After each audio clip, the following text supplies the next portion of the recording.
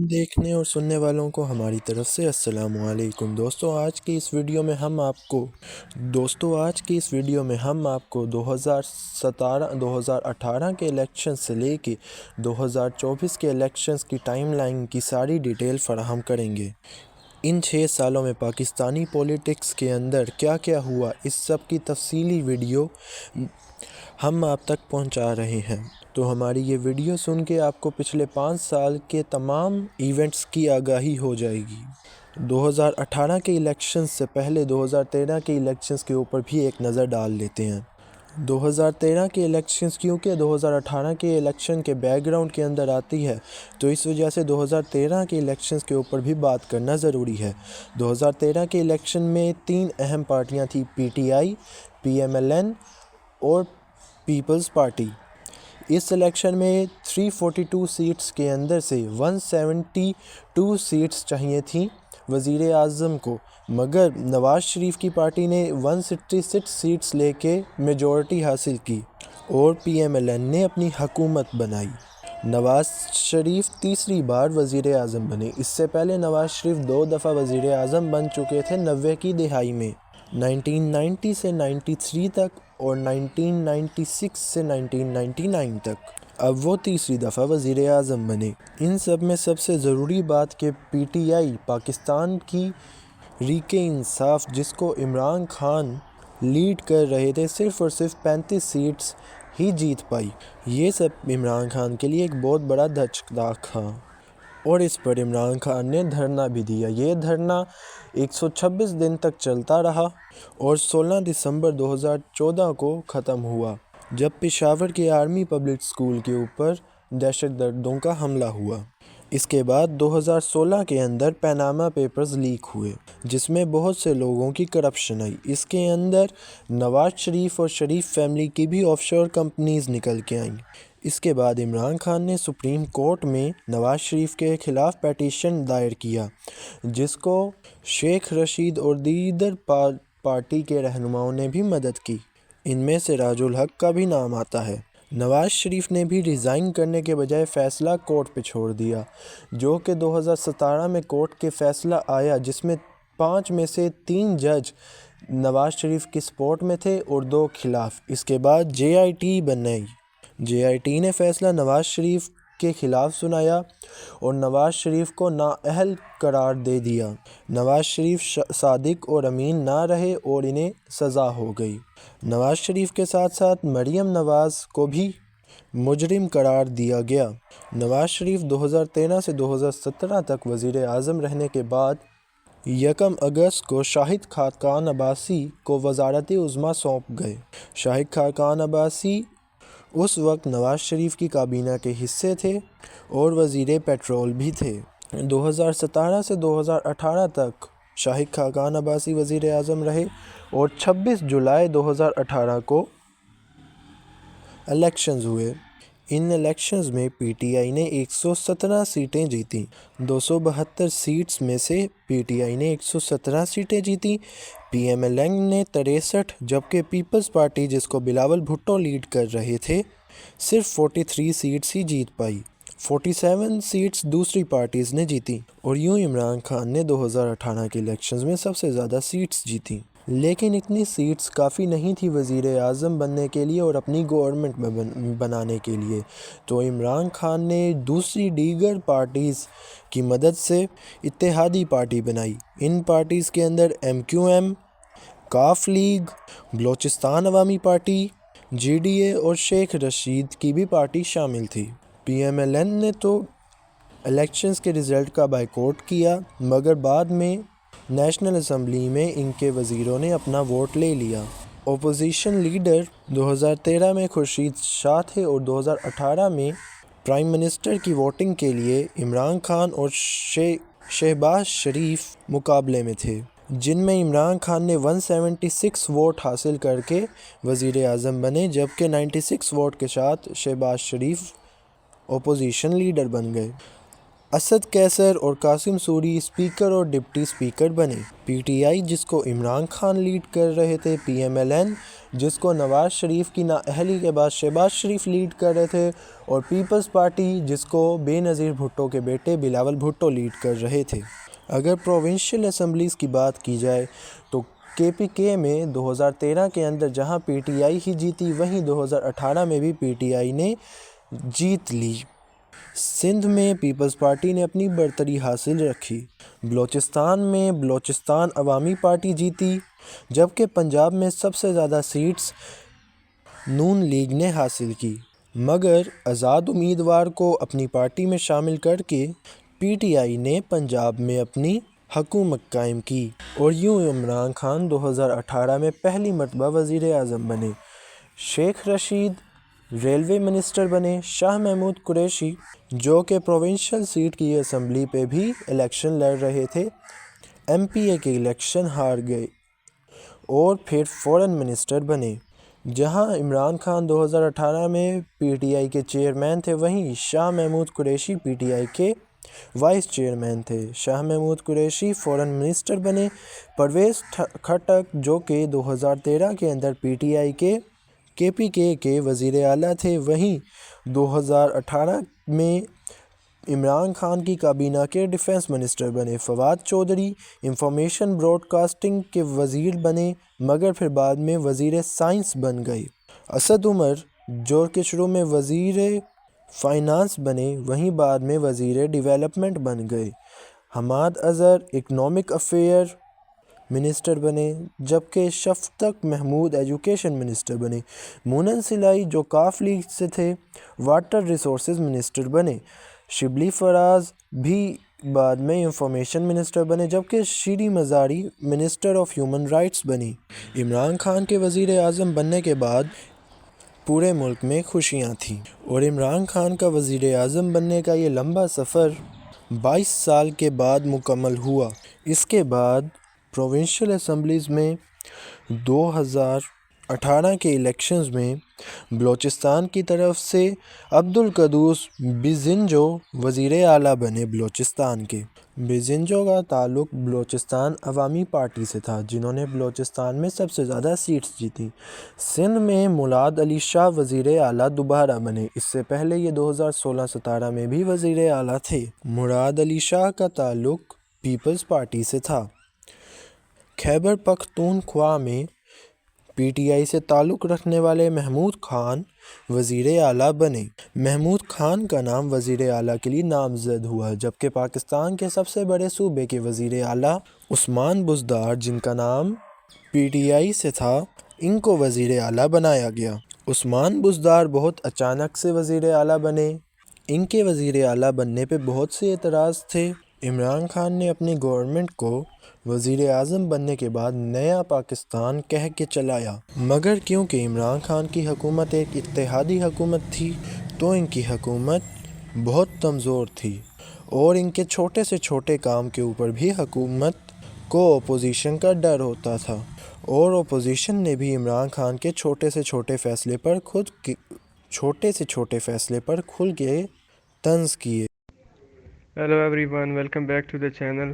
Today we will discuss the highlights of the key achievement by PTI-led government. Prime Minister Imran Khan was in the government from 2018, and the main key factors which were in the government were the following. Loans repaid by PTI government in 22 months, and it was the total amount of rupees 5,000 billion.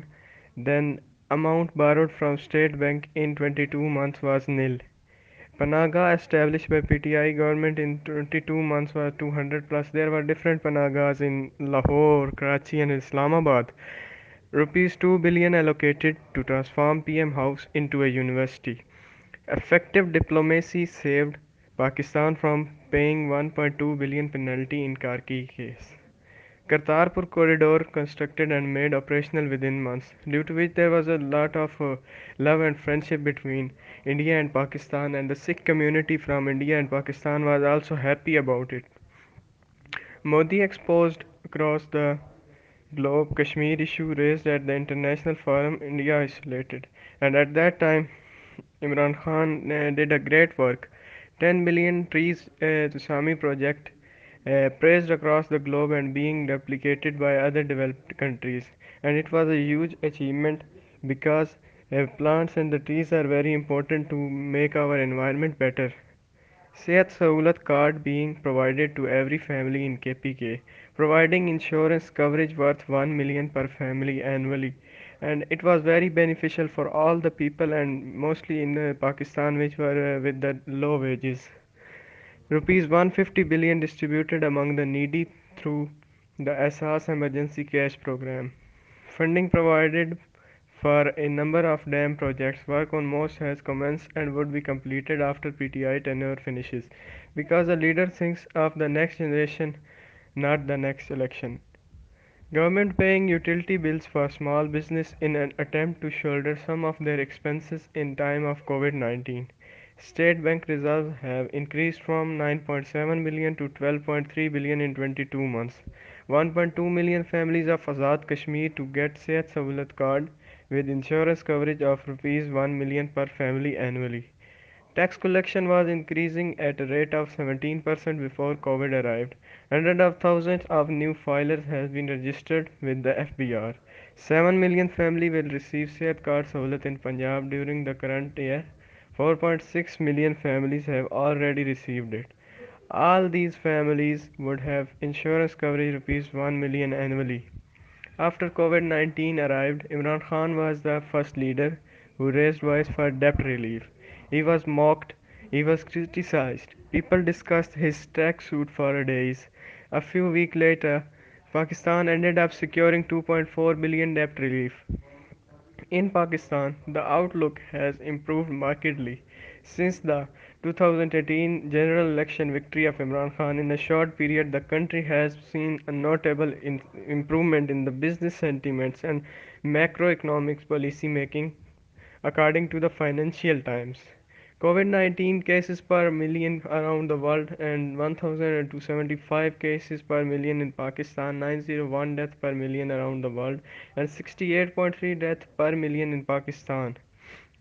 Discussed Kashmir issue every time he met President Donald Trump, leading to the US President repeatedly offering to act as a mediator between India and Pakistan in attempt to solve the Kashmir crisis.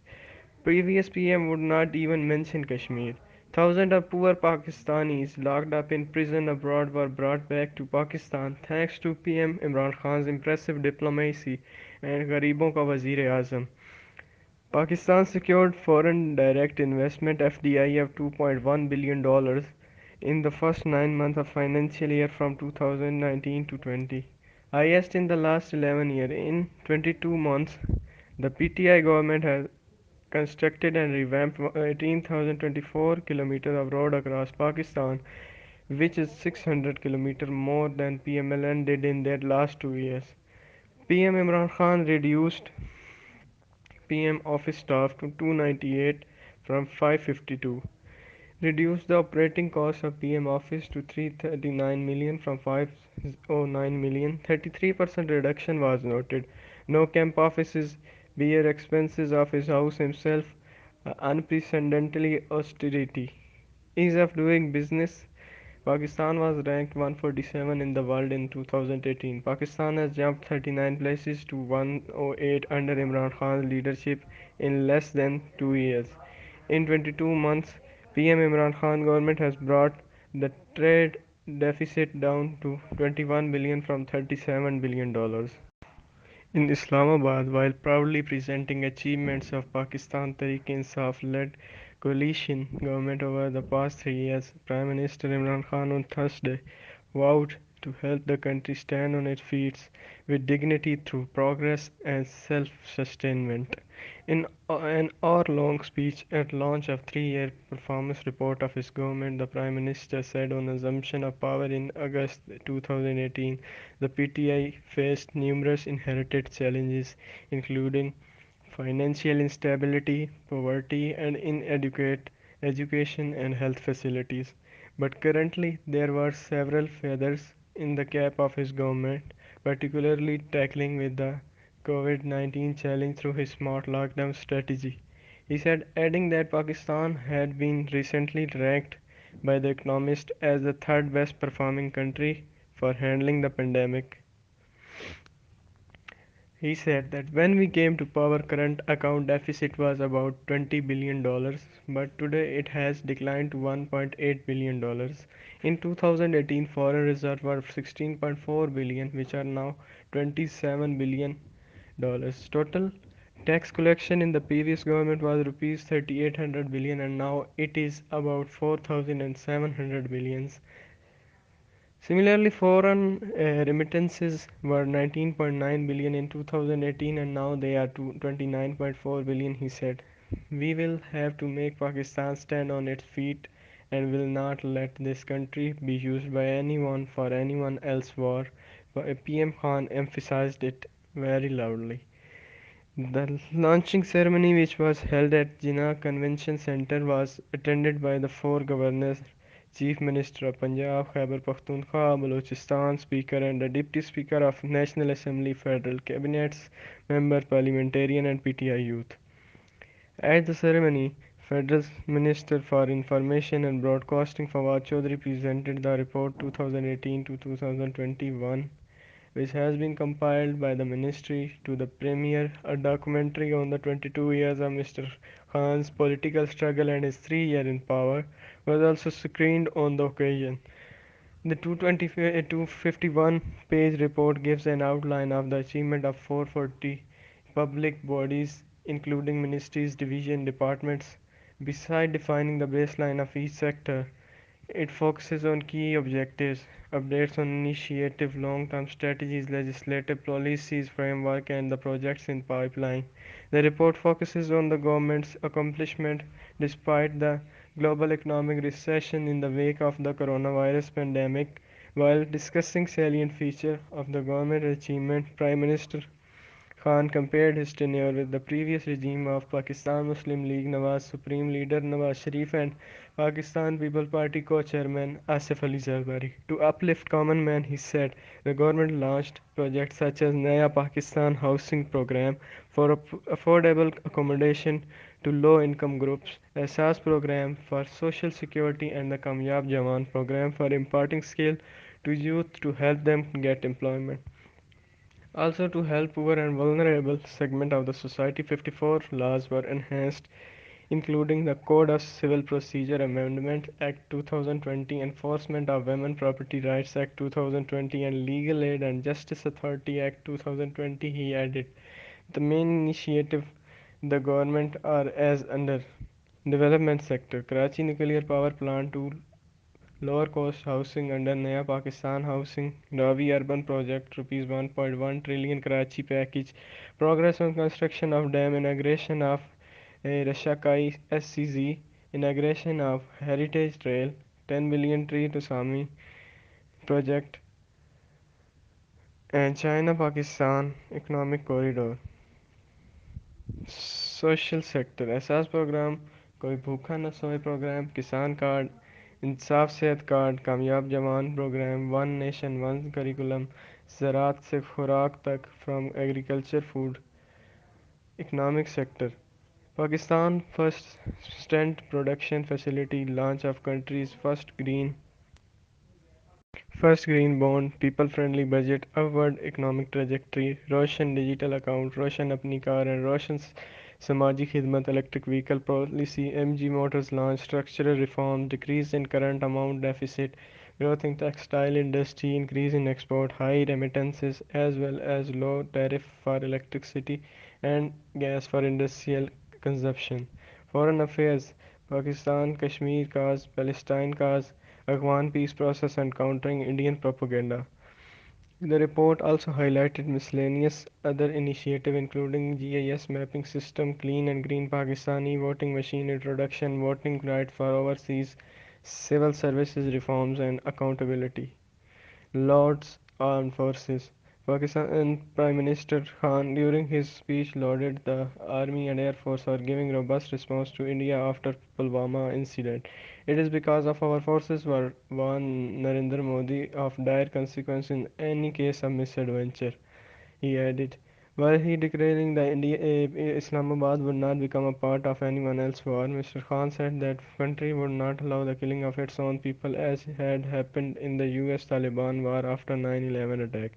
He said mistakes had been committed by the army, the judiciary, and the politicians in the past, but a specific segment of society, along with the international element, was blaming the Pakistan army for current situation in Afghanistan. The Prime Minister urged the entire world to help Afghanistan Taliban establishing an inclusive government in Afghanistan after had they announced general amnesty, protection of women and women's rights, and vowed that their lands would not be used against any other state. This showed they agreed to what the world had been emphasizing in Doha talks. Don't make assumption that the Taliban will back out from their commitment and let them form an inclusive government, which is an imperative for the regional peace, he said. 2019 के इख्तिताम तक corona virus ने दुनिया के अंदर अपने कदम रखे थे और 2020 के अंदर इसने पूरी दुनिया को अपनी लपेट में ले लिया था। 26 फरवरी को कोरोना वायरस के 2 केसेस पाकिस्तान के अंदर पहली मर्तबा रिपोर्ट हुए।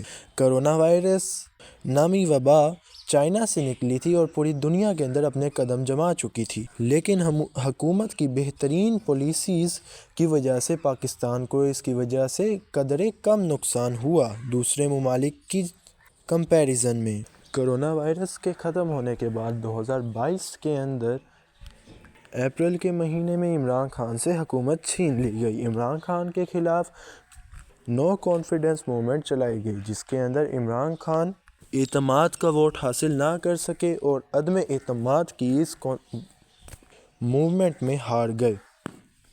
इमरान खान के बाद नए वज़ीर आज़म शहबाज शरीफ बने, जो कि तकरीबन 1.5 साल वज़ीर आज़म रहे। 3 बड़ी पार्टीज़ के 3 वज़ीर आज़म इमरान खान, आसिफ अली ज़रदारी और मियां मोहम्मद नवाज़ शरीफ के बारे में अगर कंपैरिजन की बात की जाए तो 2000 से लेकर 2022 तक मुशर्रफ हुकूमत के बाद पीपल्स पार्टी की हुकूमत, मुस्लिम लीग नून की हुकूमत और इमरान खान के पीटीआई की हुकूमत ही रही। ये सारा वक्त पाकिस्तान की डेमोक्रेसी के लिए एक सुनहरा वक्त था, क्योंकि इन 15 साल में पाकिस्तान के लिए डेमोक्रेटिक अनस्टेबिलिटी नहीं आई। अगर इनके बारे में बात की जाए तो 2008 से 2013 तक आसिफ अली ज़रदारी मुल्क पाकिस्तान के सदर रहे और यूसुफ रज़ा गिलानी वज़ीर आज़म बने। यूसुफ रज़ा गिलानी तकरीबन 5 साल तक वज़ीर आज़म रहे।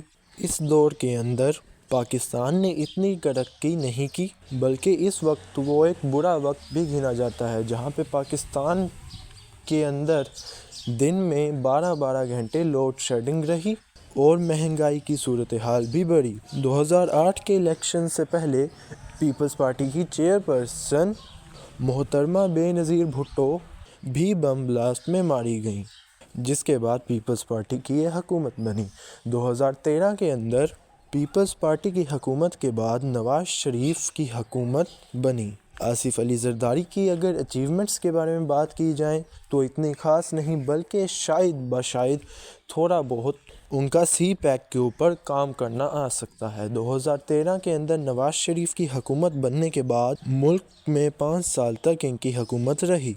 इस दौरान थर्मल एनर्जी पर बहुत काम किया गया और लोड शेडिंग के ऊपर भी बहुत काम किया गया। लोड शेडिंग जो 12 घंटे हो रही थी बहुत कम हो गई। नवाज़ शरीफ के दौरे हुकूमत में सबसे अहम काम चाइना पाकिस्तान इकनॉमिक कॉरिडोर यानी सी पैक का बनना था। सी पैक चाइना के शहर काशगढ़ को पाकिस्तान के शहर गवादर से जोड़ता है और पाकिस्तान के चारों सूबे भी इससे मिलते हैं। ये प्रोजेक्ट तकरीबन $65 बिलियन की वर्थ का है और आइंदा आने वाले वक्त में पाकिस्तान इससे बहुत फ़ायदे उठा सकता है। 2017 में नवाज़ शरीफ नाअहल होने के बाद शाहिद खाकान अब्बासी वज़ीर आज़म बने और 2018 के अंदर इलेक्शंस हुए। 2018 के इलेक्शन में इमरान खान वज़ीर आज़म बने। 2018 से 23 के इस वज़ीर आज़म इमरान खान 2022 के अंदर एतमाद का वोट ना हासिल करते हुए वज़ीर आज़म ना रहे। इमरान खान की हुकूमत में अहम पॉलिसीज़ और अच्छे काम जैसे कि सेहत कार्ड, डैम प्रोजेक्ट्स और 10 अरब یعنی 10 بلین سونامی ٹری جیسے پروجیکٹ کے اوپر کام ہوا۔ کووڈ-19 کے درمیان جو عمران خان کی پالیسیز تھیں، اس کی وجہ سے پاکستان کو بہت بینیفٹ ہوا اور پوری دنیا میں اس کی تعریف بھی ہوئی۔ عمران خان کے بعد 2022 میں شہباز شریف وزیر اعظم بنے، جن کے اوپر کھل کے تنقید ہوئی۔ شہباز شریف کی حکومت اتحادی حکومت تھی اپوزیشن کی طرف سے، جو اب گورنمنٹ میں آ چکی تھی۔ شہباز شریف کے وزیر اعظم بننے کے رد عمل میں عمران خان کے MNAs نے استعفیٰ دے دیا۔ شہباز شریف کے وزیر اعظم بننے کے بعد ان پہ کھل کے تنقید ہوئی اور عوام نے بھی ان کا بہت مذاق اڑایا۔ شہباز شریف تقریباً 1.5 سال تک وزیر اعظم رہے، لیکن عوام عمران خان کے ہی سپورٹ میں تھی اور عمران خان نے بہت سے جلسے جلوس بھی کیے۔ ان دوران عمران خان کے اوپر بہت سے کیسز بھی ہو گئے۔ شہباز شریف تقریباً 1.5 سال تک وزیر اعظم رہی۔ اس دوران ملک کے اوپر بہت خطرے بڑھ گئے، مثلاً پاکستان کے دیوالیہ ہونے کے بھی چانسز بڑھ چکے تھے۔ اسٹیٹ بینک کے ریزرو جو کہ عمران خان 22 بلین چھوڑ کے گئے تھے، 3 بلین کو جا پہنچے۔ ڈالر 150 روپے سے 300 روپے تک پہنچ گیا۔ پیٹرول کی قیمت بھی 140 روپے سے 313 روپے تو جا پہنچی۔ اور بھی چیزیں شہباز شریف کے دور میں بہت بڑھ گئی۔ آٹے کی قیمت بھی 50 روپے سے 150 روپے کو جا پہنچی۔ شہباز شریف کی حکومت ان ساری چیزوں کو دیکھتے ہوئے بہت ناکارہ لگ رہی تھی اور عوام کی ناپسندیدگی کا باعث بن رہی تھی۔ اس دوران ملک پاکستان کو بہت سے ملکوں سے لون لینا پڑا اور IMF کو بھی کھٹکھٹانا پڑا۔ شہباز شریف کا ٹینور ختم ہونے کے بعد انوار الحق کاکڑ، جو کہ بلوچستان عوامی پارٹی سے تعلق رکھتے تھے، کیئر ٹیکر وزیر اعظم بنے۔ انوار الحق کاکڑ اس سے پہلے کاف لیگ کے بھی رہنما رہے اور مسلم لیگ نون کے بھی۔ انوار الحق کاکڑ کے وزیر اعظم بننے کے بعد کوشہ خانہ کیس کے اوپر بھی سماعت ہوئی، جس میں عمران خان مجرم ثابت ہوئے اور ان کے اوپر سزا لگ گئی۔ عمران خان کو جیل میں بھیج دیا گیا۔ عمران خان اڈیالہ جیل میں ہیں۔ اب 2024 کے الیکشنز میں دیکھتے ہیں کس پارٹی کا پلڑا بھاری ہے، چونکہ اب پاکستان کے 3 مرتبہ وزیر اعظم بنے ہوئے نواز شریف بھی وطن واپس آ چکے ہیں۔ نواز شریف 2019 کے اندر اپنا علاج کروانے کے لیے دوران جیل انگلینڈ چلے گئے تھے اور ان کا علاج لندن کے اندر جاری رہا، اور نواز شریف اب ملک کے اندر واپس آ کر بطور پاکستان مسلم لیگ نون چیئرمین پارٹی کی کیمپین الیکشن کے لیے سنبھال رہے ہیں۔ دوسری سائڈ سے پاکستان پیپلز پارٹی، جس کو بلاول بھٹو چلا رہے ہیں، وہ بھی الیکشن کے لیے اپنی کیمپین کا آغاز کر رہے ہیں، جبکہ PTI، جس کے چیئرمین عمران خان جیل میں ہیں، اڈیالہ جیل کے اندر بند ہیں، ان کے وائس چیئرمین شاہ محمود قریشی بھی جیل کے اندر ہیں، اور بہت سے پارٹی رہنما، بہت سے بڑے پارٹی رہنما استعفیٰ دے چکے ہیں، PTI ریزائن کر چکے ہیں اور ریٹائر ہو چکے ہیں پولیٹکس سے۔ اب دیکھنا یہ ہے کہ PTI کس طرح اپنی الیکشن کیمپین شروع کرتی ہے۔ عمران خان نے عدم اعتماد کی ناکامی کو امریکی سازش بھی بتایا اور شہباز شریف کی حکومت کو امپورٹڈ حکومت کہہ کے بھی بہت دفعہ طنز کیا۔ تو اب دیکھنا یہ ہوگا کہ اب عمران خان کیسے اپنی پارٹی کو لیڈ کرتے ہوئے الیکشن کنٹیسٹ کرتے ہیں اور ان الیکشنز کا کیا ہی نتیجہ نکلتا ہے۔ 2024 کے الیکشنز کے بارے میں مزید تفصیل بھی ہم آپ کو اسی ویڈیو میں فراہم کریں۔ دوستوں، عمر ٹی وی کے ساتھ میں ہوں محمد عمر۔ جیسا کہ آپ لوگ جانتے ہیں، آج ہم الیکشن 2018 سے لے کر 2024 تک کی صورتحال پر بات کر رہے ہیں۔ تو میں آپ کو بتاتا ہوں کہ الیکشن 2024 میں کیا صورتحال ہے۔ جیسا کہ آپ لوگ جانتے ہیں کہ 2018 کے الیکشن میں پاکستان تحریک انصاف پاکستان کی سب سے بڑی جماعت بن کر سامنے آئی اور کچھ آزاد امیدواروں کو ساتھ ملا کر حکومت بنانے میں کامیاب ہو گئی۔ عمران خان پاکستان کے وزیر اعظم منتخب ہوئے، البتہ وہ 2/3 اکثریت نہ لے پائے۔ عمران خان حکومت کا خاتمہ 10 اپریل 2022 کو ہوا۔ یوں تقریباً 3.5 سال پر محیط حکومت خان صاحب سے چھین لی گئی۔ ان کے دور حکومت میں کیا ہوا، اس پر تفصیل میں کسی اور دن بات کریں گے۔ میں آج آپ کو الیکشن کی صورتحال اور سیاسی جماعتوں کی پوزیشن کے بارے میں آگاہ کروں گا۔ عمران خان کی حکومت کے جانے کے بعد پنجاب میں ضمنی انتخابات کا اعلان ہوا، جو ضمنی انتخابات 17 جولائی کو منعقد ہوئے، جس میں پنجاب کی 20 ضمنی نشستوں پر 17 میں سے پی ٹی آئی کے امیدوار کامیاب ہوئے، جس سے یہ تاثر بھی پیدا ہوا کہ پی ٹی آئی کی مقبولیت اس وقت بہت زیادہ ہے۔ جنرل الیکشن ویسے تو اگست 2023 میں ہونا تھے، جو کہ منعقد نہ ہو سکے، اور پھر سپریم کورٹ کے آرڈر کے مطابق جنرل الیکشن اب 8 فروری 2024 کو منعقد ہونا ہے۔ اگر ہم دیکھیں تو پاکستان مسلم لیگ نواز کے سربراہ میاں محمد نواز شریف صاحب وطن واپس آ گئے ہیں، لیکن ابھی تک انہوں نے اپنی سیاسی سرگرمیوں کا آغاز نہیں کیا ہے۔ اس کے علاوہ دوسری طرف ہم اگر دیکھیں تو پاکستان تحریک انصاف کے چیئرمین عمران خان صاحب اس وقت اڈیالہ جیل میں قید ہیں۔ اگر ہم بات کریں پاکستان پیپلز پارٹی کی، تو آصف علی زرداری اور بلاول بھٹو زرداری صاحب بھی اپنی سیاسی سرگرمیاں ابھی اس انداز میں نہیں کر رہے۔ اگر ہم پاکستان جمعیت علماء اسلام اور متحدہ قومی موومنٹ کی بات کریں تو وہ بھی کوئی خاطر خواہ متحرک نظر نہیں آ رہے۔ الیکشن کا باقاعدہ شیڈول کا اعلان ہو چکا ہے، لیکن سیاسی سرگرمیاں ابھی اس قدر دکھائی نہیں دے رہیں۔ اگر ہم شہری حلقوں کی بات کریں تو پاکستان تحریک انصاف کی ہمیں واضح طور پر برتری نظر آتی ہے، جبکہ دیہاتی حلقوں میں ابھی تک کچھ حد تک پاکستان مسلم لیگ نون کا ووٹر موجود ہے۔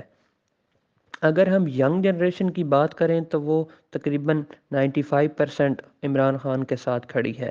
ہم آج آپ کو مختلف صوبوں یعنی کہ اپنے چاروں صوبوں کو 1 بائی 1 ڈیٹیل سے ڈسکس کریں گے۔ اگر ہم سب سے پہلے کے پی کے کی بات کریں تو کے پی کے میں پچھلے 10 سال سے عمران خان صاحب کی حکومت ہے۔ اگر ہم موجودہ صورتحال دیکھیں، حالانکہ 9 مئی کے بعد پارٹی پوزیشن کسی حد تک ہم کہہ سکتے ہیں کہ پاکستان تحریک انصاف کی کمزور ہوئی ہے، لیکن اس کا ووٹر ابھی تک وہاں موجود ہے اور اس کا ووٹر کسی کی بات ماننے کو بالکل تیار نہیں۔ ان کا یہی کہنا ہے کہ کچھ بھی ہو جائے، عمران خان کسی کو کھڑا کر دے، ہم تقریباً اسی کو ہی ووٹ دیں گے۔ تو اگر کے پی کے کی حد تک بات کی جائے تو وہاں پر ہمیں بالکل پاکستان تحریک انصاف کا زور سب سے زیادہ دکھائی دیتا ہے، اور یہی نظر آ رہا ہے کہ آنے والے جنرل الیکشن میں پاکستان تحریک انصاف کے پی کے سے مکمل کلین سویپ کرے گی۔ اگر ہم مولانا صاحب کی بات کریں تو مولانا فضل الرحمان کی party J U I F بھی ابھی خاص متحرک نظر نہیں آ رہی، اور شاید یہی وجہ ہے کہ ان کی پارٹی پوزیشن بھی کافی کمزور نظر آ رہی ہے۔ اگر ہم پاکستان مسلم لیگ نواز کی بات کریں تو ان کا زیادہ فوکس بھی کے پی کے میں اس وقت نہیں ہے، اور وہ یہ نہیں چاہتے کہ وہ پنجاب کو چھوڑ کر وہاں پر اپنی توجہ مرکوز کریں، کیونکہ انہیں کچھ نظر آ رہا ہے کہ کے پی کے میں پاکستان تحریک انصاف کلین سویپ کرنے والی ہے۔ اگر ہم پاکستان پیپلز پارٹی کی بات کریں تو انہوں نے کچھ حد تک کوشش کی ہے کہ وہاں پر اپنی سیاسی سرگرمیوں کو سٹارٹ کریں، لیکن اس میں بھی انہیں خاطر خواہ کامیابی نظر نہیں آ رہی۔ ایک اور بات یہاں میں کرتا چلوں کہ پاکستان تحریک انصاف سے رائے جدا کرنے والے سابق وزیر اعلیٰ کے پی کے پرویز خٹک صاحب نے بھی اپنی علیحدہ سیاسی جماعت کا اعلان کر دیا ہے، اور ان کا یہی کہنا ہے کہ آنے والے جنرل الیکشن میں ان کی جماعت کے پی کے میں مکمل کلین سویپ کرے گی، اور ان کا ساتھ ساتھ یہ بھی کہنا تھا کہ عمران خان صاحب کی مقبولیت کی ایک بڑی وجہ ان کا پارٹی میں شامل ہونا ہے۔ لہٰذا اب وہ جب کہ پاکستان تحریک انصاف سے علیحدہ ہو چکے ہیں، تو اب ان کا یہی کہنا ہے کہ ان کی جماعت واضح اکثریت لے گی اور عمران خان صاحب کی سیاست کا خاتمہ کر دیا جائے گا۔ اگر ہم ایک نئی جماعت جو وجود میں آئی ہے، جس کو آئی پی پی کا نام دیا گیا ہے، اگر ہم اس کی بات کریں تو اس نے شاید اپنی سیاسی سرگرمیاں وہاں پہ آغاز نہیں کیا اور نہ ہی وہ کرنا چاہتی ہے۔ اس کے ساتھ ساتھ اگر ہم جماعت اسلامی کی بات کریں تو جماعت اسلامی پچھلے کچھ دہائیوں سے وہاں پر کچھ نہ کچھ سیٹیں نکال لیتی ہے، لیکن اس بار وہ بھی مشکل نظر آ رہا ہے۔ البتہ سراج الحق صاحب مانسہرہ سے الیکشن کنٹیسٹ کرتے ہیں، لیکن دیکھتے ہیں کہ آگے صورتحال کیا بنتی ہے۔ اگر ہم اس کو اوورآل کنکلوڈ کریں تو کے پی کے میں تقریباً 98% عمران خان صاحب کی مقبولیت ہے، اور تقریباً یہ بالکل دیوار پر نوشتہ دیوار ہے کہ ان کی حکومت آنے میں، وہ حکومت بنانے میں بھی کامیاب ہو جائیں گے، چاہے جو بھی حالات ہوں، کیونکہ ان کے ووٹر اور سپورٹر نے یہ فیصلہ کر لیا ہے کہ کچھ بھی ہو جائے ہم نے ووٹ عمران خان صاحب کو ہی ڈالنا ہے۔ ان کے بیانیے میں بھی دم ہے، اس کے علاوہ انہوں نے وہاں پہ پچھلے 10 سال سے حکومت بھی ان کی قائم تھی، اور اس کے علاوہ انہوں نے وہاں پر اچھی خاصی ریفارمز بھی کی ہیں۔ یہ سب فیکٹرز کو ملا کر دیکھا جائے تو ان کی پوزیشن بڑی واضح نظر آ رہی ہے، اس لیے شاید دوسری جماعتیں وہاں سے الیکشن لڑنے میں اور الیکشن کی سرگرمیوں آغاز کرنے میں بھی تھوڑی ہچکچاہٹ کا شکار ہیں۔ اگر ہم اس کے بعد صوبہ سندھ کی بات کریں تو ہم جانتے ہیں کہ صوبہ سندھ میں پچھلی کئی حکومتوں میں پاکستان پیپلز پارٹی حکومت بنانے میں کامیاب ہوتی رہی ہے، اور اس بار بھی تقریباً یہی صورتحال ہے۔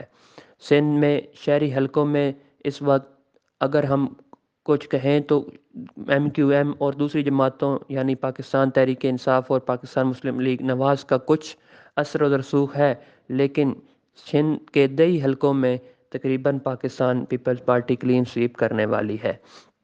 اگر ہم شہر قائد یعنی کراچی کی بات کریں تو کراچی میں ہمیں بڑا اچھا مقابلہ نظر آنے والا ہے، جس میں پاکستان تحریک انصاف، پاکستان پیپلز پارٹی اور ایم کیو ایم جماعتیں شامل ہیں۔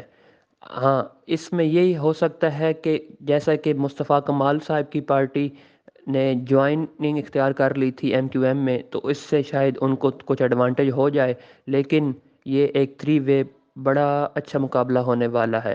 اس کے علاوہ اگر ہم اندرون سندھ کی بات کریں تو وہاں پر بھی ایم کیو ایم کا ووٹر موجود ہے، لیکن پاکستان پیپلز پارٹی کی اوورآل سندھ میں بڑی اچھی پوزیشن ہے، اور ہمیں یہ واضح نظر آ رہا ہے کہ پاکستان پیپلز پارٹی وہاں پہ حکومت بنانے میں کامیاب ہو جائے گی۔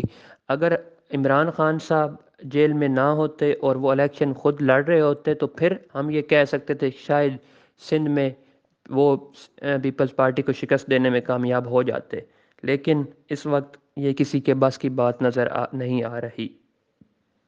اگر پھر بھی پاکستان پیپلز پارٹی کو کوئی شکست دے گا آنے والے الیکشنز میں بھی، تو وہ ایک واحد بندہ عمران خان ہے۔ اس کے علاوہ سندھ میں پاکستان پیپلز پارٹی کو کسی صورت شکست دینا ممکن نہیں ہے، کیونکہ وہ پچھلے کچھ سالوں سے پچھلی کچھ حکومتوں میں وہاں پہ حکومت بھی قائم ہے ان کی۔ اس کے علاوہ انہوں نے وہاں پہ کچھ مین شہروں میں کچھ کام بھی اس طرح کے کروائے ہیں، تو جس کی وجہ سے لوگ انہیں دوبارہ سلیکٹ کر لیتے ہیں۔ اس کے علاوہ جماعت اسلامی پچھلی دفعہ اس نے بہت اچھا جنرل الیکشن بھی لڑا، اور اس کے علاوہ انہوں نے جو ضمنی انتخابات ہوئے انہوں نے بھی بڑا اچھی طرح کنٹیسٹ کیا، لیکن وہ صرف کراچی کی حد تک ہے۔ اس کے علاوہ اندرون سندھ وہ ان کا اثر و رسوخ نہیں ہے۔ اس کے ساتھ ساتھ اگر ہم ایم کیو ایم کی بات کریں تو وہ حیدرآباد میں تو کافی مقبول ہے یا کراچی میں، لیکن باقی شہروں ٹھٹھا، سجاول، بدین، ان علاقوں میں ان کا کوئی خاص نام و نشان نہیں ہے۔ اس کے ساتھ ساتھ ہم اگر جی ڈی اے کی بات کریں، گرینڈ ڈیموکریٹک الائنس، تو وہ بھی کچھ شہروں پر محیط ہے، اوورآل پورے سندھ میں ان کا بھی کوئی خاص اثر و رسوخ نہیں ہے۔ اس کے ساتھ ساتھ اگر ہم جماعت اسلامی اور دوسری جماعتیں جے یو آئی ایف اور پاکستان مسلم لیگ نون، تو وہ ان کا اتنا پہلے بھی نہ فوکس رہا ہے سندھ پر، اور نہ ہی وہ اب بھی فوکس کرنے والی ہیں۔ شاید یہی وجہ ہے کہ دوسری جماعتیں وہاں پر الیکشن نہیں لڑتی، کیونکہ اتنے اچھے انداز سے الیکشن نہیں کنٹیسٹ کرتی، کیونکہ وہاں پر پاکستان پیپلز پارٹی کا کافی اثر و رسوخ ہے۔ اس کے بعد اگر ہم پاکستان کے صوبے بلوچستان کی بات کریں تو وہاں پر ہر بار کی طرح اس بار بھی مخلوط حکومت کی ہی امید نظر آ رہی ہے۔ وہاں پر کافی ساری پارٹیاں ایکٹیو ہیں، لیکن ہمیں یہی نظر آ رہا ہے وہاں پر بھی ایک مخلوق حکومت قائم ہوگی، جس میں سب سے پہلے تو اگر ہم دیکھیں تو باپ پارٹی ہمیں میجورٹی میں نظر آ رہی ہے، اور اس کے ساتھ ساتھ ایک حیران کن چیز جو نظر آ رہی ہے وہ یہ ہے کہ پاکستان پیپلز پارٹی بلوچستان میں کافی ایکٹیو نظر آ رہی ہے، اور ہمیں یہی لگ رہا ہے کہ وہ وہاں پر اتحادی حکومت کا حصہ ہوں گے اور وہ حکومت بنانے میں کامیاب ہوں گے۔ پاکستان پیپلز پارٹی کے سربراہ آصف علی زرداری اپنے بہت زیادہ فوکس کیے ہوئے ہیں بلوچستان پر، اور ان کا یہی کہنا ہے کہ ہم بلوچستان میں سے اپنی محرومیوں کا خاتمہ کریں گے اور ہم بلوچستان کے لوگوں کو ساتھ لے کر چلیں گے، اور ہمیں لگ یہی رہا ہے کہ وہ اپنی حکومت بنانے میں بھی وہاں پر کامیاب ہو جائیں گے۔ اس کے علاوہ وہاں پر پاکستان تحریک انصاف کا بھی کوئی خاص اثر و رسوخ نظر نہیں آ رہا، سوائے ایک دو مین شہروں کے۔ باقی بلوچستان میں ان کا کوئی اتنا خاص نہیں ہے۔ اس کے ساتھ ساتھ پاکستان مسلم لیگ نون نے بھی کچھ علاقوں میں اپنا اثر و رسوخ قائم کرنے کی کوشش کی ہے، لیکن وہ بھی کافی کامیاب بھی ان کو نظر نہیں آئی وہاں پہ۔ اس کے ساتھ ساتھ اگر ہم بات کریں JUIF اور جماعت اسلامی کی، تو وہ بھی اتنی خاص متحرک نظر نہیں آ رہی، البتہ کچھ حلقوں میں پاکستان JUIF کی پوزیشن ہمیں اچھی نظر آتی ہے۔ تو اوورآل یہی امید کی جا رہی ہے کہ بلوچستان میں بھی اس دفعہ پھر سے ایک اتحادی حکومت، ایک مخلوق حکومت قائم کی جائے گی، جو شاید 2-3 سال پر چلے اور پھر اسے تبدیل کر کے 2-3 سال کے لیے کوئی اور حکومت قائم کی جائے۔ تو اوورآل بلوچستان میں کوئی پارٹی واضح پوزیشن ہمیں لیتی ہوئی نظر نہیں آ رہی، اور سب جماعتیں کہیں سے کوئی جماعت کوئی سیٹیں نکال لے گی، لیکن اوورآل ایک واضح برتری کسی کو نہیں ملے گی۔ اس کے بعد اگر ہم بات کریں پاکستان کے سب سے بڑے صوبے، آبادی کے لحاظ سے سب سے بڑے صوبے پنجاب کی، تو ہمیں یہ نظر آ رہا ہے کہ پنجاب میں سب سے زیادہ مقابلہ نظر آئے گا۔ پنجاب میں بہت ساری سیاسی جماعتیں ایکٹیو ہیں، اور ہمیں لگ یہی رہا ہے کہ آنے والے الیکشن میں ایک بڑا زبردست مقابلہ ہونے والا ہے، اور سب سے بڑا مقابلہ پاکستان تحریک انصاف اور پاکستان مسلم لیگ نواز کے درمیان ہوگا۔ جیسا کہ پنجاب کو مسلم لیگ نواز کا گڑھ مانا جاتا تھا پچھلے کچھ سالوں سے، لیکن عمران خان صاحب نے اس کی ڈائمینشن کو تبدیل کر دیا ہے۔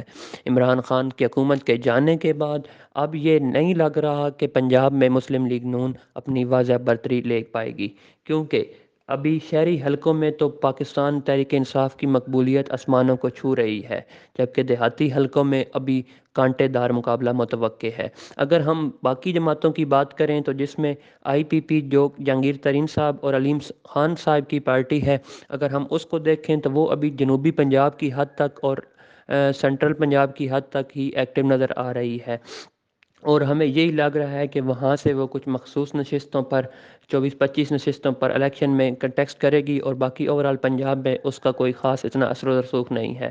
جہانگیر ترین صاحب بھی وہاں سے ایکٹیو ہیں، اور وہ یہی چاہتے ہیں کہ ان کی set adjustment Pakistan Muslim league نواز کے ساتھ ہو جائے، تاکہ یہ سب مل کر پاکستان تحریک انصاف کا مقابلہ کر سکیں۔ باقی تمام سیاسی جماعتوں کی یہی کوشش ہے کہ وہ ان کا آپس میں ایڈجسٹمنٹ ہو جائے، ان کا اتحاد بن جائے، تاکہ وہ ایک اتحاد بنا کر پاکستان تحریک انصاف کا راستہ روک سکیں۔ جبکہ عمران خان صاحب جیل سے یہی پیغام بار بار بھجوا رہے ہیں کہ ان کی جماعت الیکشن میں ایزلی ون کر جائے گی، اور وہ پنجاب میں مکمل کلین سویپ کرے گی۔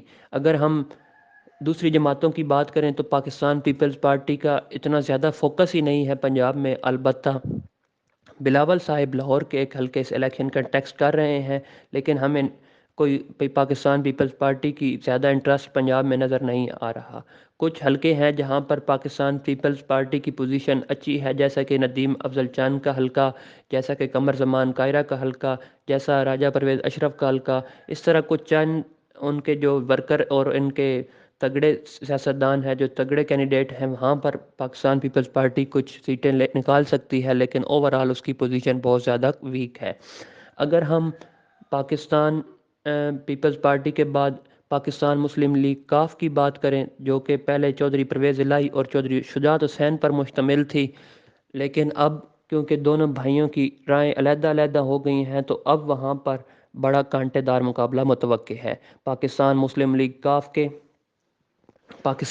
لیگ کاف اب دو حصوں میں ڈیوائیڈ ہو گئی ہے، جس ایک حصے کو رول کر رہے ہیں پاکستان مسلم لیگ کے سربراہ چودھری پرویز الہی صاحب، جو کہ اب باقاعدہ طور پر پاکستان تحریک انصاف میں شامل ہو گئے ہیں، جبکہ دوسری طرف پاکستان مسلم لیگ ق کے بقیہ حصے کو چودھری شجاعت حسین صاحب لیڈ کر رہے ہیں۔ اگر ہم دیکھیں تو یہ پارٹی گجرات کی حد تک اور ملک وال گجرات، منڈی باولدین اس حلقے میں زیادہ ایکٹیو ہے، تو یہاں پر ان میں کافی کانٹے کا مقابلہ نظر آ رہا ہے، اور یہی لگ رہا ہے کہ مسلم لیگ کاف اور مسلم لیگ نون سیٹ ایڈجسٹمنٹ کر کے پاکستان تحریک انصاف کے خلاف الیکشن میں میدان میں اترے گی۔ اس کے بعد اگر ہم ایم کیو ایم کی بات کریں تو وہ اس کا پنجاب میں ایز سچ کوئی اثر و رسوخ ہی نہیں ہے۔ جماعت اسلامی بھی ایک دو حلقوں کے علاوہ کہیں ہمیں الیکشن میں نظر نہیں آ رہی۔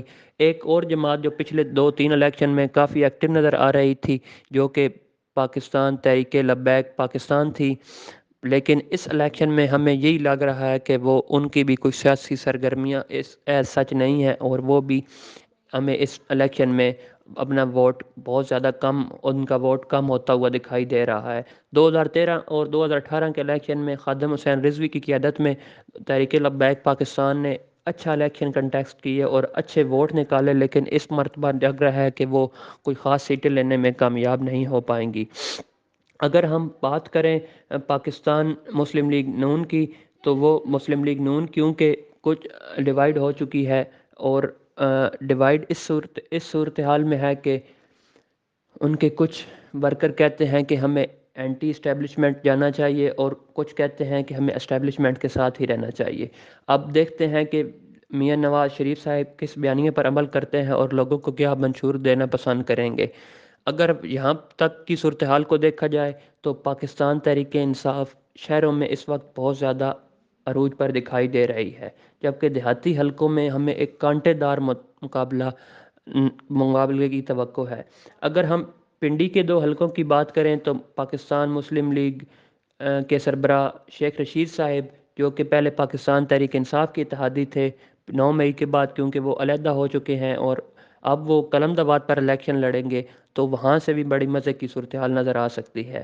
ہمیں دیکھنا ہوگا کہ کیا پنڈی بوائے شیخ رشید اپنی دونوں سیٹیں نکالنے میں کامیاب ہو پاتے ہیں، کیونکہ عمران خان صاحب کا بھی یہی کہنا ہے کہ اب وہ اپنا کینڈیڈیٹ وہاں سے بھی اتاریں گے اور شیخ رشید کے خلاف الیکشن کنٹیسٹ کریں گے۔ اگر دیکھتے ہیں کہ شیخ رشید صاحب اپنی سیٹیں بچا پاتے ہیں یا پھر پاکستان تحریک انصاف وہ سیٹیں بھی ان سے نکال لیتی ہے۔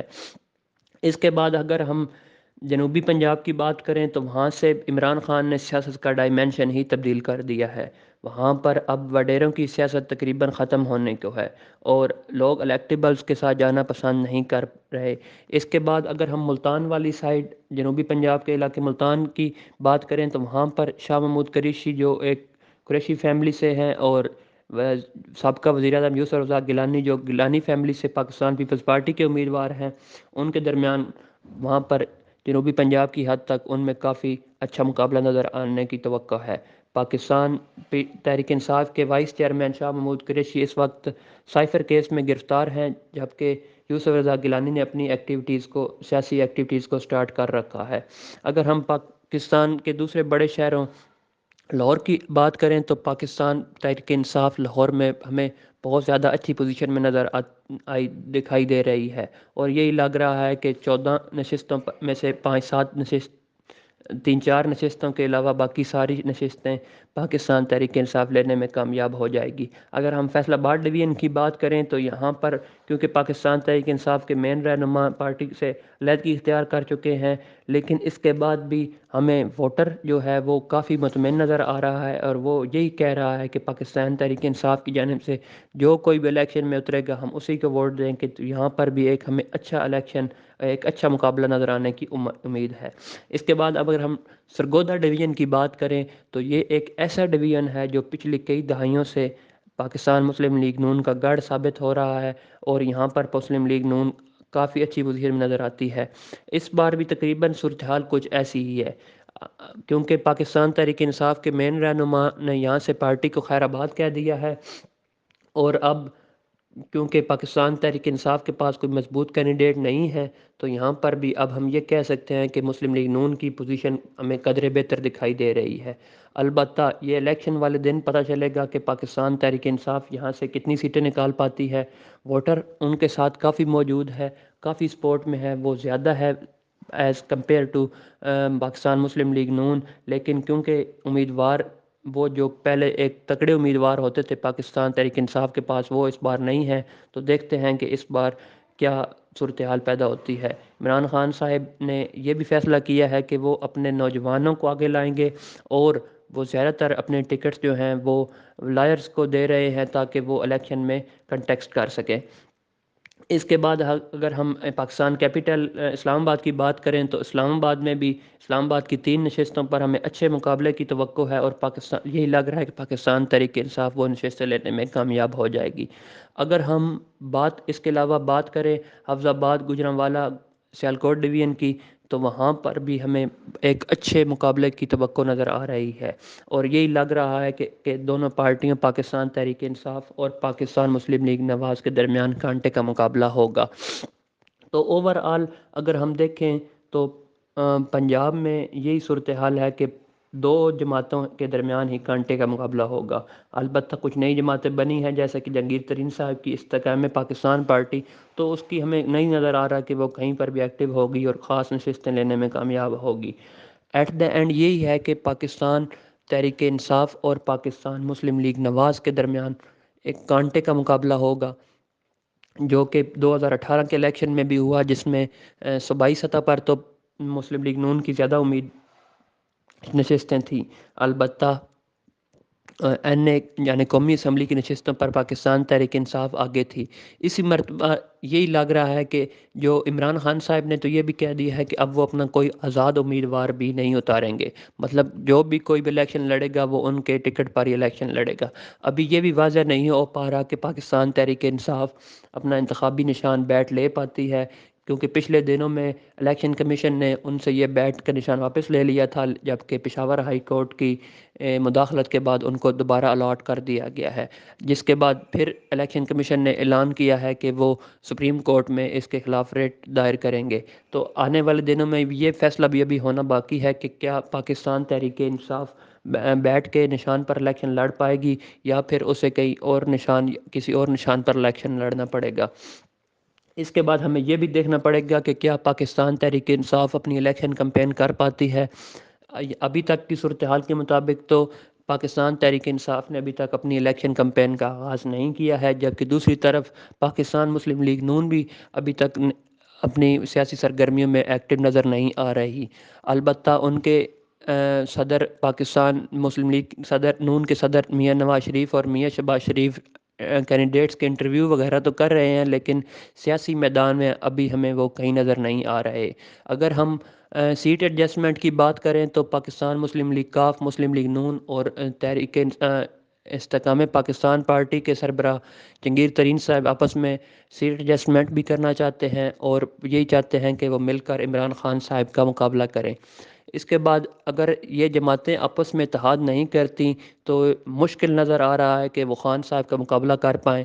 اگر یہ سب جماعتیں مل کر الیکشن لڑیں گی تو شاید ہو سکے کہ کچھ حد تک وہ عمران خان صاحب کو روک سکیں، کیونکہ اس وقت عمران خان صاحب کی مقبولیت آسمانوں کو چھو رہی ہے اور ان کا مقابلہ کرنا اتنا آسان نہیں ہے. اس کے بعد ہمیں یہ بھی دیکھنا ہوگا کہ کیا عمران خان صاحب جیل سے باہر آ جاتے ہیں. اگر وہ باہر آ جاتے ہیں تو وہ کیا اپنی سیاسی کمپین کا آغاز کر دیں گے، اور اگر وہ الیکشن میں اپنی کمپین کا آغاز کرتے ہیں تو پھر ہمیں صورتحال اور زیادہ مختلف دکھائی دے گی، کیونکہ اس وقت عمران خان کی مقبولیت بھی بہت زیادہ ہے، ان کا بیانیہ بھی بہت زیادہ چل رہا ہے، اور لوگ انہیں ووٹ بھی دینا چاہیں گے اور ان کو سپورٹ بھی کر رہے ہیں. جبکہ دوسری طرف پاکستان مسلم لیگ نون اور دوسری جماعتوں کے پاس اپنا کوئی خاص بیانیہ بھی نظر نہیں آ رہا ہمیں، اور نہ ہی ان کی ابھی تک کوئی سیاسی سرگرمیاں اس لحاظ سے ہمیں دکھائی دے رہی ہیں. تو آج کے لیے ہم نے اپنے 4 صوبوں کو ڈسکس کیا، جس میں ہم نے دیکھا کہ کچھ صوبے میں کون سی حکومت پارٹی بنانے میں کامیاب ہوگی. تو پنجاب میں یہی ہے کہ دونوں پارٹیوں کے درمیان ایک کانٹے دار مقابلہ متوقع ہے. البتہ پی ٹی آئی کی پوزیشن مسلم لیگ نون سے کافی بہتر ہے، اور ہمیں لگ رہا ہے کہ مسلم لیگ نون کے مقابلے میں پاکستان تحریک انصاف زیادہ سیٹیں لینے میں کامیاب ہو جائے گی. تو عمر ٹی وی کے ساتھ مجھے دیجیے اجازت، آج کے لیے یہی، انشاءاللہ ملتے ہیں اپنی اگلی ویڈیو میں. اللہ حافظ. 2019 کے اختتام تک کرونا وائرس نے دنیا کے اندر اپنے قدم رکھے تھے، اور 2020 کے اندر اس نے پوری دنیا کو اپنی لپیٹ میں لے لیا تھا. 26 فروری کو کرونا وائرس کے 2 کیسز پاکستان کے اندر پہلی مرتبہ رپورٹ ہوئے۔ کرونا وائرس نامی وبا چائنا سے نکلی تھی اور پوری دنیا کے اندر اپنے قدم جما چکی تھی، لیکن حکومت کی بہترین پالیسیز کی وجہ سے پاکستان کو اس کی وجہ سے قدرے کم نقصان ہوا دوسرے ممالک کی کمپیریزن میں۔ کرونا وائرس کے ختم ہونے کے بعد 2022 کے اندر اپریل کے مہینے میں عمران خان سے حکومت چھین لی گئی۔ عمران خان کے خلاف نو کانفیڈنس موومنٹ چلائی گئی، جس کے اندر عمران خان اعتماد کا ووٹ حاصل نہ کر سکے اور عدم اعتماد کی اس موومنٹ میں ہار گئے۔ عمران خان کے بعد نئے وزیر اعظم شہباز شریف بنے، جو کہ تقریباً 1.5 سال وزیر اعظم رہے۔ تین بڑی پارٹیز کے 3 وزیر اعظم عمران خان، آصف علی زرداری اور میاں محمد نواز شریف کے بارے میں اگر کمپیریزن کی بات کی جائے تو 2000 سے لے کر 2022 تک مشرف حکومت کے بعد پیپلز پارٹی کی حکومت، مسلم لیگ نون کی حکومت اور عمران خان کے پی ٹی آئی کی حکومت ہی رہی۔ یہ سارا وقت پاکستان کی ڈیموکریسی کے لیے ایک سنہرا وقت تھا، کیونکہ ان 15 سال میں پاکستان کے لیے ڈیموکریٹک انسٹیبلٹی نہیں آئی۔ اگر ان کے بارے میں بات کی جائے تو 2008 سے 2013 تک آصف علی زرداری ملک پاکستان کے صدر رہے اور یوسف رضا گیلانی وزیر اعظم بنے۔ یوسف رضا گیلانی تقریباً 5 سال تک وزیر اعظم رہے۔ اس دور کے اندر پاکستان نے اتنی ترقی نہیں کی، بلکہ اس وقت وہ ایک برا وقت بھی گنا جاتا ہے، جہاں پہ پاکستان کے اندر دن میں 12 گھنٹے لوڈ شیڈنگ رہی اور مہنگائی کی صورتحال بھی بڑھی۔ 2008 کے الیکشن سے پہلے پیپلز پارٹی کی چیئرپرسن محترمہ بے نظیر بھٹو بھی بم بلاسٹ میں ماری گئیں، جس کے بعد پیپلز پارٹی کی یہ حکومت بنی۔ 2013 کے اندر پیپلز پارٹی کی حکومت کے بعد نواز شریف کی حکومت بنی۔ آصف علی زرداری کی اگر اچیومنٹس کے بارے میں بات کی جائیں تو اتنی خاص نہیں، بلکہ شاید تھوڑا بہت ان کا سی پیک کے اوپر کام کرنا آ سکتا ہے۔ 2013 کے اندر نواز شریف کی حکومت بننے کے بعد ملک میں 5 سال تک ان کی حکومت رہی۔ اس دوران تھرمل انرجی پر بہت کام کیا گیا اور لوڈ شیڈنگ کے اوپر بھی بہت کام کیا گیا۔ لوڈ شیڈنگ جو 12 گھنٹے ہو رہی تھی بہت کم ہو گئی۔ نواز شریف کے دور حکومت میں سب سے اہم کام چائنا پاکستان اکنامک کوریڈور یعنی سی پیک کا بننا تھا۔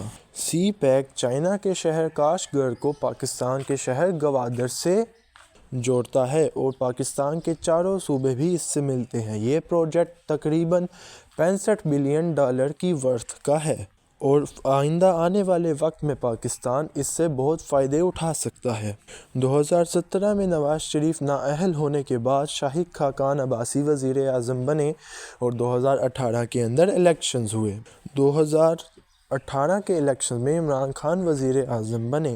2018 سے 23 کے اس وزیر اعظم عمران خان 2022 کے اندر اعتماد کا ووٹ نہ حاصل کرتے ہوئے وزیر اعظم نہ رہے۔ عمران خان کی حکومت میں اہم پالیسیز اور اچھے کام جیسے کہ صحت کارڈ، ڈیم پروجیکٹس اور 10 ارب یعنی 10 بلین سونامی ٹری جیسے پروجیکٹ کے اوپر کام ہوا۔ کووڈ-19 کے درمیان جو عمران خان کی پالیسیز تھیں، اس کی وجہ سے پاکستان کو بہت بینیفٹ ہوا اور پوری دنیا میں اس کی تعریف بھی ہوئی۔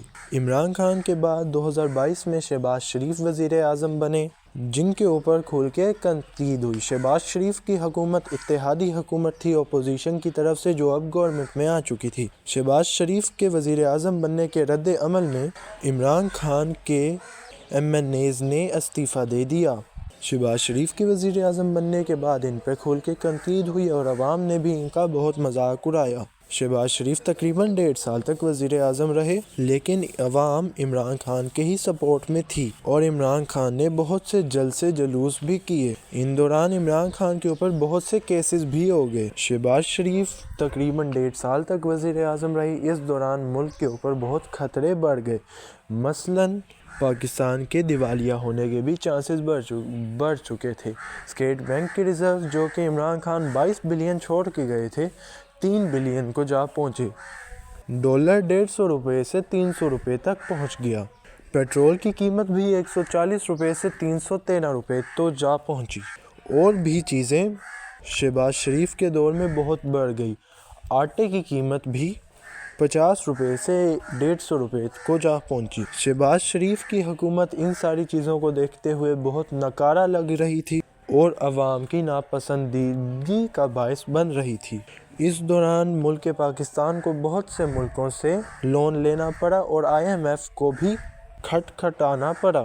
शहबाज शरीफ का टेन्योर ख़त्म होने के बाद अनवारुल हक काकर, जो कि बलोचिस्तान अवामी पार्टी से ताल्लुक़ रखते थे, केयर टेकर वज़ीर आज़म बने। अनवारुल हक काकर इससे पहले काफ लीग के भी रहनुमा रहे और मुस्लिम लीग नून के भी। अनवारुल हक काकर के वज़ीर आज़म बनने के बाद कोशा खाना केस के ऊपर भी समाअत हुई, जिसमें इमरान खान मुजरिम साबित हुए और इनके ऊपर सज़ा लग गई। इमरान खान को जेल में भेज दिया गया। इमरान खान अडियाला जेल में है। अब 2024 के इलेक्शंस में देखते हैं किस पार्टी का पलड़ा भारी है, क्योंकि अब पाकिस्तान के 3 मरतबा वज़ीर आज़म बने हुए नवाज़ शरीफ भी वतन वापस आ चुके हैं। नवाज़ शरीफ 2019 के अंदर अपना इलाज करवाने के लिए दौराने जेल इंग्लैंड चले गए थे और इनका इलाज लंदन के अंदर जारी रहा। और नवाज़ शरीफ अब मुल्क के अंदर वापस आकर बकौर पाकिस्तान मुस्लिम लीग नून चेयरमैन पार्टी की कैंपेन इलेक्शन के लिए संभाल रहे हैं। दूसरी साइड से पाकिस्तान पीपल्स पार्टी, जिसको बिलावल भुट्टो चला रहे हैं, वो भी इलेक्शन के लिए अपनी कैंपेन का आगाज़ कर रहे हैं। जबकि PTI, जिसके चेयरमैन इमरान खान जेल में हैं, अडियाला जेल के अंदर बंद हैं, इनके वाइस चेयरमैन शाह महमूद कुरैशी भी जेल के अंदर हैं और बहुत से बड़े पार्टी रहनुमा इस्तीफ़ा दे चुके हैं। PTI रिज़ाइन कर चुके हैं और रिटायर हो चुके हैं पॉलिटिक्स से। अब देखना ये है कि PTI किस तरह अपनी इलेक्शन कैंपेन शुरू करती है। इमरान खान ने अदम एतमाद की नाकामी को अमरीकी साजिश भी बताया और शहबाज शरीफ की हुकूमत को इम्पोर्टेड हुकूमत कह के भी बहुत दफ़ा तंज़ किया। तो अब देखना ये होगा कि अब इमरान खान कैसे अपनी पार्टी को लीड करते हुए इलेक्शन कंटेस्ट करते हैं और इन इलेक्शंस का क्या ही नतीजा निकलता है। 2024 के इलेक्शंस के बारे में मज़ीद तफसील भी हम आपको इसी वीडियो में फ़राहम करें।